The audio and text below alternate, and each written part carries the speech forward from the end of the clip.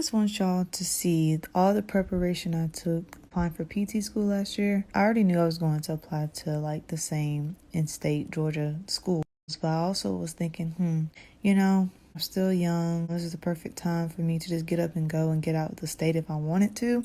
So I was looking at other schools out of state. I've always wanted to go to California, so I was looking at California schools. I was doing mad research. And then I looked at Texas schools. I mean, I did it all. I even looked at Florida schools because I'm familiar with Florida. I've been to Florida like plenty of times to know how it would be. But only thing about Florida was very tricky with the type of city you are in Florida, because it could easily be in the country or you could be close to the city. And then too, with all their laws and stuff, I was thinking about that in the back of my head. Then I realized to myself, why did I write out each school like that when I could literally just, because I have like tabs on my laptop where I could just put each school's website, the ones I was interested in, and like whenever I needed to refer back to it, I just look on the website and look back at it again. It's easy to compare because they're literally right next to each other on the page. So on this page, I started off writing down like the PT school deadlines and when I needed to have the applications in for the school through the PT CAS system, which is physical therapy central application system. I think that's what it stands for. And also on top of that, it was early decision, but they kind of like stopped it because of COVID. Early decision just meaning that if you apply during early decision, then you have to go to that school that you apply to if they accept you. So they made it more lenient to where even not bind to the decision. So you're able to still decide which school you want to go to, depending on how many offers you get. I also added money, how much it'll be a semester, not including, like I said, this is in total just for tuition, but then this is not including the room and board for like where I would stay and everything like that, and parking. So I just kept doing that with all the other schools, even out of state, and then like things to do, like the process. You have to look up the college tuition prices, sign into PT CAS, and start creating checklists, and then starting the applications.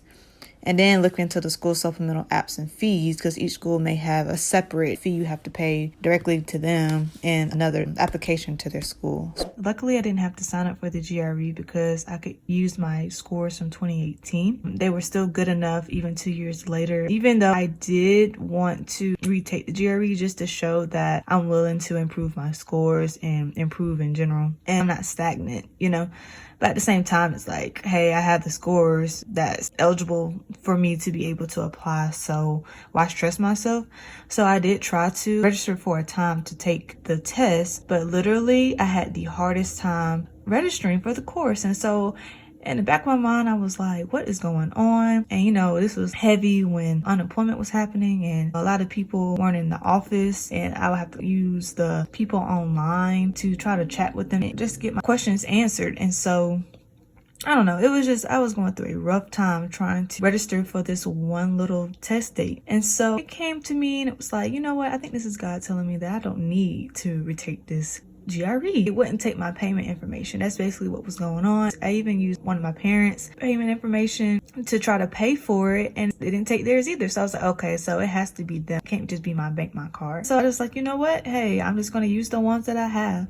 And lo and behold, that's why God was blocking it, because I didn't have to take it, but at the time I was a little confused because I felt like that was so odd. At the same time, a lot of things were happening during the time. It was around summer. It was like June of 2020. So people working from home and a lot of businesses weren't in office at the time too. And it was just a lot. After that, I just finished all the applications and I just sent in my transcripts from where I got my undergrad, Kennesaw State. What really baffles me about that is that you have to pay just to receive your transcript. Like, even just to send it to yourself, you still gotta pay for them to process and fax it over to you or send it through to email.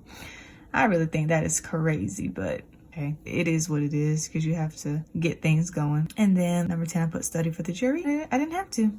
So what's next is I wrote down like ways to pay for grad school, and that'll be the next step after I accept the offer for PT school, the school that offered me the acceptance. So that's going to be next. I haven't really tapped into that, but I basically just wrote down different ways to pay for it. I haven't looked into it, like I said. Next is the letters of recommendations. That was a little rough in a way because at first a lot of people weren't emailing me back, and I had to like re-email them, and then that's when they were like, oh yeah, basically they forgot to get back to me, or they probably just didn't see it. Luckily, this go around I was more prepared because I had, like I said, reapplied before, so I already knew the ins and outs, and I knew exactly what I needed, and a lot of things I already had. And I did it early too because I literally had time to prepare this go around, so I just made sure to email them early. So even if they did say, you know, I didn't see it, then I gave them more time for them to basically look at it if they're willing to create letters of recommendation for me. So it all worked out. Different schools want you to have a specific relevant recommendations from specific people. So like for Georgia State, they wanted one licensed PT and a professor in a department. So one of the professors that I had at Kennesaw State, and they tell you how many for each school, and they specify. So 2 licensed physical therapists and then 1 professor. Luckily, I had people from each area. And then as you can see right here, you see 1 license with documented hours. And luckily, I had an internship while I was in undergrad, and I was able to provide the school with this because I actually had proof from a PDF document with signatures. And then they wanted 1 license and then a professor. And then so these are my scores for verbal 148, math 146, analytical 3.5. The school numbers I had to use to send off my GRE scores. And then for each school, I wrote down like what their average was, and then mine on top. And as you can see, like I had it over. And then it tells you priority must take by this date. And then if you did final admission, you have to take it by this date. And then Georgia State, priority and final must be verified before their deadline. So each school has like their own rules. And then University of North Georgia, you have to have these submitted by the deadlines. But once you send in your application, you cannot update your scores. And then one school is probably like you can't mix scores from like different attempts and stuff like that. So you really have to do your research and be prepared. You have to be prepared in order to get everything right for you to be able to be eligible to apply. And then this next page, I have supplemental fees. So each school, like this is for the universal, it's like a centralized application system that we use to get into PT school.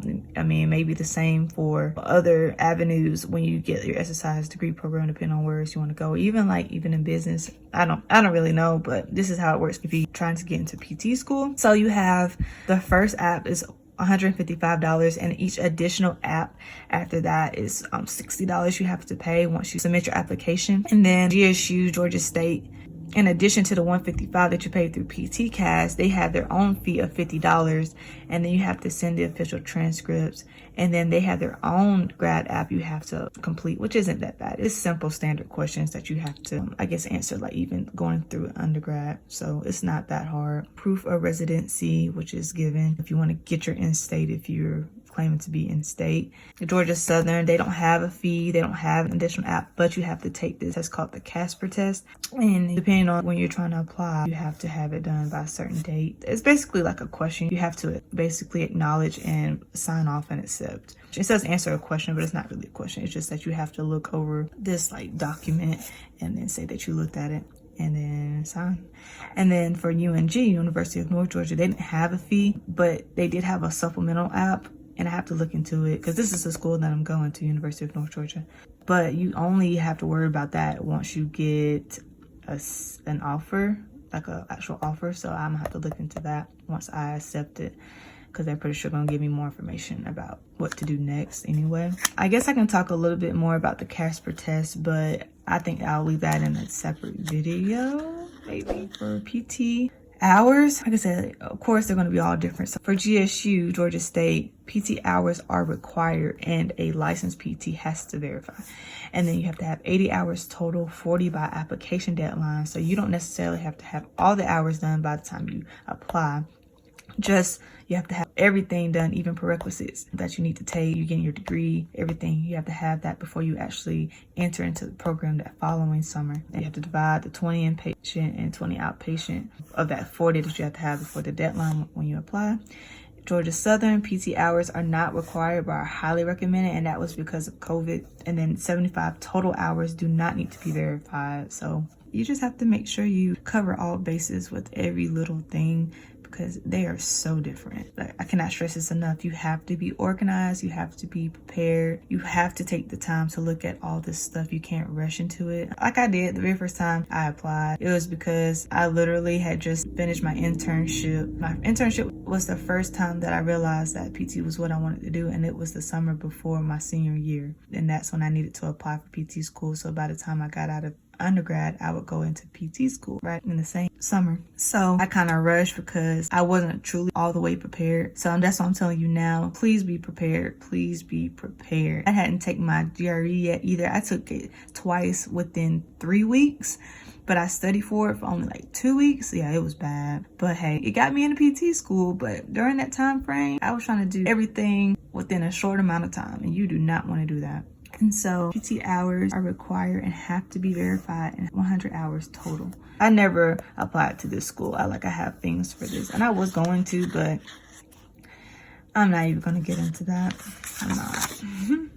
And so this is basically what UNG's standards and core values are based on, and their motto. That's what they believe in their program, and that's what makes them different. I think that's it. So thank you all for watching this. Looking back at it, this was, I won't even say stressful. It wasn't stressful because, like I said, I had enough time to go through everything. But as you can see, there's a lot you have to think about too, and a lot you have to remember to get done. If you're thinking about applying for PT school, just make sure to stay organized and know what it is that you want and have a passion for it, because if you don't have a passion for it and you're doing all this, you're better than me.